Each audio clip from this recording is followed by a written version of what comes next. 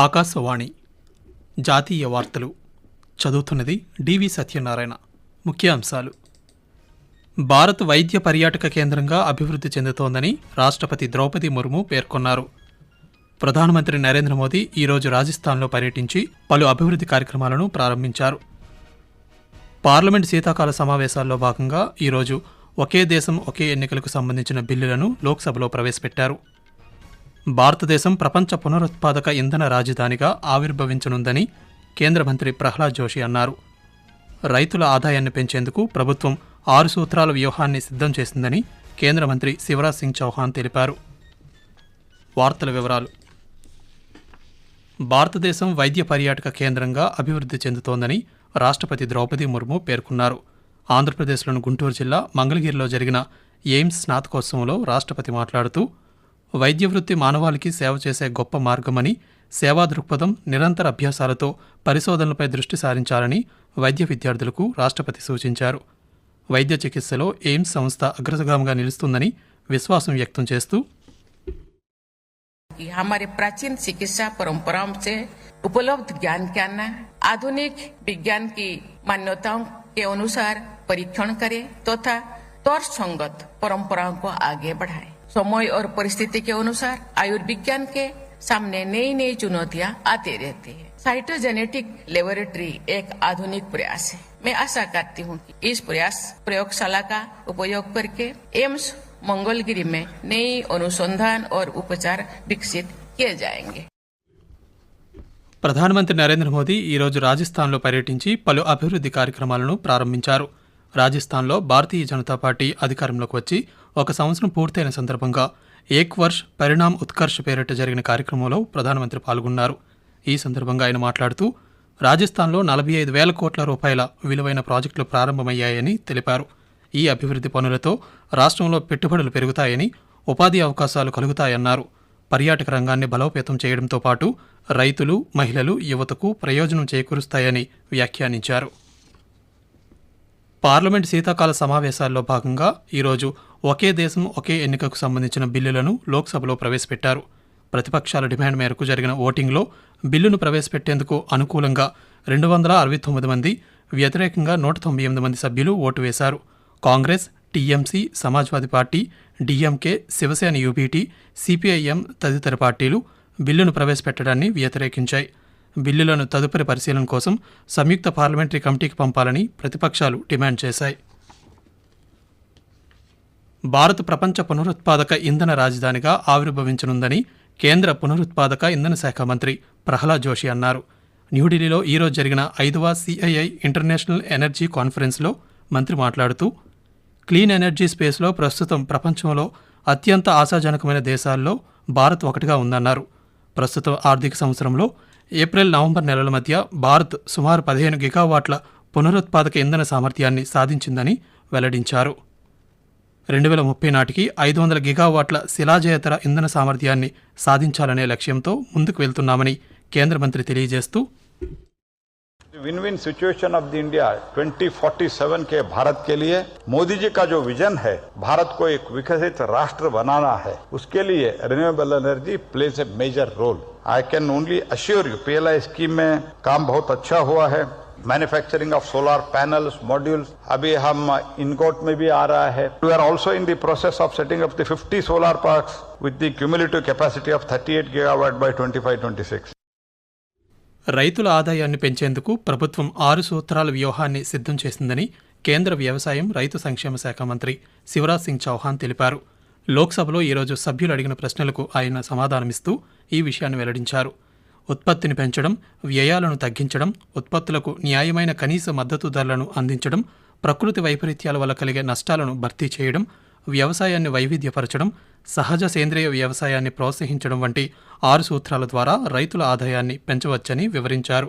వీటితో పాటు రైతులకు తక్కువ వడ్డీకి రుణాలివ్వడం, ఎరువులు, వ్యవసాయ యంత్రాలకు రాయితీలు కల్పించడం వంటివి కూడా చేస్తున్నామని మంత్రి వివరించారు. ఆకాశవాణి జాతీయ వార్తలు వింటున్నారు.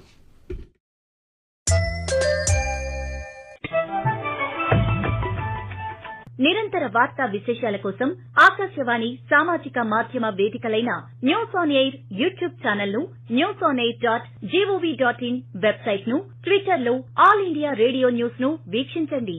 తెలుగు ప్రాంతీయ వార్తా విశేషాల కోసం ఆకాశవాణి న్యూస్ విజయవాడ మరియు Akashvani news Visakhapatnam YouTube channels ను వీక్షించండి.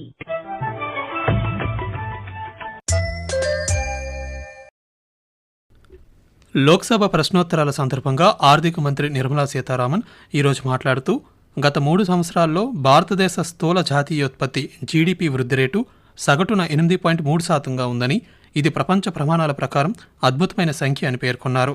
భారత ఆర్థిక వృద్ధి గణనీయంగా పెరుగుతోందని, దీనికి ప్రజల కృషి, దేశ నాయకత్వం కారణమని మంత్రి వివరిస్తూ, In last 3 years, India's GDP growth rate has averaged 8.3%. And this number is an outstanding number by global standards. India has been the fastest growing major economy in the world, and the credit goes to the people of India who are struggling and meeting their aspirations, thereby contributing to the economy, and with the leadership which puts policy upfront so that it responds to people and their aspirations as well. So the two wheels have moved adequately in synchrony, as a result of which you see the growth numbers. భారతదేశం అతిపెద్ద ప్రజాస్వామ్యం మాత్రమే కాదని, ప్రజాస్వామ్యానికి మాతృక అని కేంద్ర ఆరోగ్య శాఖ మంత్రి జేపీ నడ్డా అన్నారు. భారత రాజ్యాంగం 75 సంవత్సరాల ఉజ్వల ప్రయాణంపై రాజ్యసభలో ఈరోజు జరిగిన ప్రత్యేక చర్చ సందర్భంగా ఆయన మాట్లాడుతూ, దేశంలో ప్రజాస్వామ్యం పౌరులు గౌరవప్రదమైన జీవితాన్ని గడిపేలా చేస్తుందన్నారు. భారత రాజ్యాంగాన్ని రూపొందించిన మహనీయులకు దేశం ఎల్లప్పుడూ రుణపడి ఉంటుందని కేంద్ర మంత్రి వ్యాఖ్యానించారు. శ్రీలంక అధ్యక్షులు అనుర కుమార దిశనాయకే ఈరోజు బీహార్లోని బుద్ధగయాలో ఉన్న ప్రపంచ వారసత్వ మహాబోధి ఆలయాన్ని సందర్శించారు. 14 మంది సభ్యులతో కలిసి వెళ్లిన ఆయన ఆలయంలో ప్రత్యేక పూజలు నిర్వహించారు. బుద్ధగయ ఆలయ నిర్వహణ కమిటీ కార్యదర్శి డాక్టర్ మహాశ్వేత మహారథి మాట్లాడుతూ, శ్రీలంక అధ్యక్షులు బుద్ధ భగవానుడికి సంబంధించిన 7 ప్రదేశాలను కూడా సందర్శించారని తెలిపారు. బుద్ధగయలో 2 గంటల పాటు ఉన్న ఆయన శ్రీలంక ఆలయాన్ని కూడా సందర్శించారు. నేషనల్ టెస్టింగ్ ఏజెన్సీని పునర్నిర్మించాలని ప్రభుత్వం యోచిస్తోందని కేంద్ర విద్యాశాఖ మంత్రి ధర్మేంద్ర ప్రధాన్ పేర్కొన్నారు. న్యూఢిల్లీలో ఈరోజు ఆయన పాత్రికేయులతో మాట్లాడుతూ, గడిచిన 8 సంవత్సరాల్లో విద్యార్థులపై వ్యయం 130% పెరిగిందని తెలిపారు. 2013-14 విద్యా సంవత్సరంలో 10,780 రూపాయలుగా ఉన్న ఖర్చు 2021-22 నాటికి 25,043 రూపాయలకు పెరిగిందన్నారు.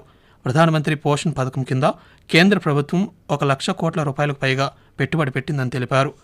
వన్ నేషన్ వన్ సబ్స్క్రిప్షన్ అంశాన్ని ప్రస్తావిస్తూ, సుమారు 13,000 ఈ జర్నల్స్ ప్రస్తుతం విద్యార్థులకు అందుబాటులో ఉన్నాయని వెల్లడించారు. ఎన్టీఏ రిక్రూట్మెంట్ పరీక్షలకు బదులుగా వచ్చే సంవత్సరంలో ప్రారంభమయ్యే ఉన్నత విద్యా ప్రవేశాల పరీక్షలను నిర్వహించడంపై దృష్టి సారిస్తుందని మంత్రి వివరిస్తూ, रिफॉर्म के लिए हाई लेवल कमेटी बनी थी. उस कमेटी की रिपोर्ट आ गई है. उसको एक्शन टेकन रिपोर्ट की तहत सुप्रीम कोर्ट में भी हमने उसको दे दिया है और उस रिपोर्ट की कुछ मुख्यांश भी आज आपके साथ शेयर करेंगे, हाईलाइट्स को शेयर करेंगे और जिससे मैंने आपको वादा किया था आज ही वो पब्लिक डोमेन में भी आ जाएगी. బోర్డర్ గవాస్కర్ ట్రోఫీలో భాగంగా బ్రిస్బేన్ వేదికగా ఆస్ట్రేలియాతో జరుగుతున్న 3వ టెస్ట్ మ్యాచ్ ఫలితం డ్రా దిశగా పయనిస్తోంది. 4వ రోజు ఆట ముగిసే సమయానికి భారత్ తొలి ఇన్నింగ్స్లో 9 వికెట్ల నష్టానికి 252 పరుగులు చేసింది. త్రుటిలో ఫాలోఆన్ తప్పించుకున్న భారత్ ఇంకా 193 పరుగుల వెనుకంజలో ఉంది. కాగా రేపు ఒక్కరోజే ఆట మిగిలి ఉంది. జాతీయ వార్తలు ముగించే ముందు ముఖ్యాంశాలు మరోసారి. భారత్ వైద్య పర్యాటక కేంద్రంగా అభివృద్ధి చెందుతోందని రాష్ట్రపతి ద్రౌపది ముర్ము పేర్కొన్నారు. ప్రధానమంత్రి నరేంద్ర మోదీ ఈరోజు రాజస్థాన్లో పర్యటించి పలు అభివృద్ధి కార్యక్రమాలను ప్రారంభించారు. పార్లమెంట్ శీతాకాల సమావేశాల్లో భాగంగా ఒకే దేశం ఒకే ఎన్నికలకు సంబంధించిన బిల్లులను ఈరోజు లోక్సభలో ప్రవేశపెట్టారు. భారతదేశం ప్రపంచ పునరుత్పాదక ఇంధన రాజధానిగా ఆవిర్భవించనుందని కేంద్ర మంత్రి ప్రహ్లాద్ జోషి అన్నారు. రైతుల ఆదాయాన్ని పెంచేందుకు ప్రభుత్వం 6 సూత్రాల వ్యూహాన్ని సిద్ధం చేసిందని కేంద్ర మంత్రి శివరాజ్ సింగ్ చౌహాన్ తెలిపారు. ఆకాశవాణి జాతీయ వార్తలు ఇంతటితో సమాప్తం. తిరిగి రేపు ఉదయం 6:45 ప్రాంతీయ వార్తలు వింటారు.